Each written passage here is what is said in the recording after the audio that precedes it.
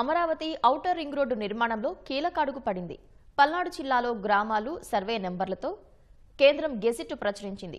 1-2 రోజుల్లో అధికారులు గెజిట్ను పత్రికల్లో ప్రకటన రూపంలో ఇవ్వనున్నారు. 21 రోజుల్లో ప్రజలెవరైనా అభ్యంతరాలు తెలిపితే వాటిని పరిశీలించనున్నారు.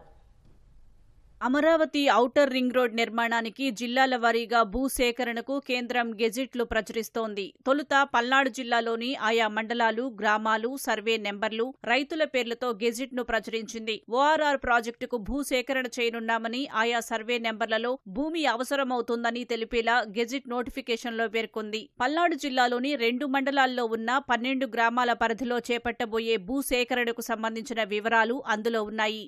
జాతీయ రహదారుల ప్రాధికార సంస్థ అధికారులు 1-2 రోజుల్లో గెజిట్ను ప్రకటన రూపంలో పత్రికల్లో ఇవ్వనున్నారు. కలెక్టర్, ఆర్డీఓ, తహసీల్దార్ కార్యాలయాల్లోనూ కాపీలను అందుబాటులోకి తేనున్నారు. అభ్యంతరాలు ఉంటే 21 రోజుల్లో భూసేకరణ అధికారికి తెలియజేస్తే పరిశీలించి నిర్ణయం తీసుకోనున్నారు. అమరావతి ఓఆర్ఆర్ 6 వరుసలతో 190 కిలోమీటర్ల మేర నిర్మించనున్నారు.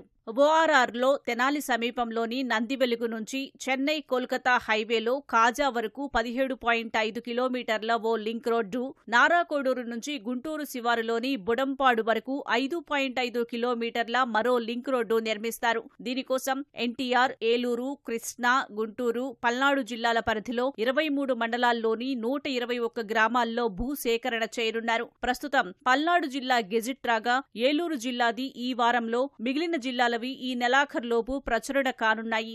గెజిట్లో గ్రామాల పేర్లు, సర్వే నెంబర్లు, రైతుల పేర్లు ఉంటాయి. ఏ సర్వే నెంబర్లో ఎంత విస్తీర్ణం సేకరిస్తారనేది మాత్రం క్షేత్రస్థాయిలో సర్వే చేసి పెగ్ మార్కింగ్ వేశాక తేలనుంది. ఆ వివరాలతోనే 3D నోటిఫికేషన్ జారీ చేస్తారు. ప్రాజెక్టుకు కేంద్రం నిధులు మంజూరు చేస్తూ ఉత్తర్వులిచ్చిన తర్వాత 3D నోటిఫికేషన్ జారీ చేయనున్నారు.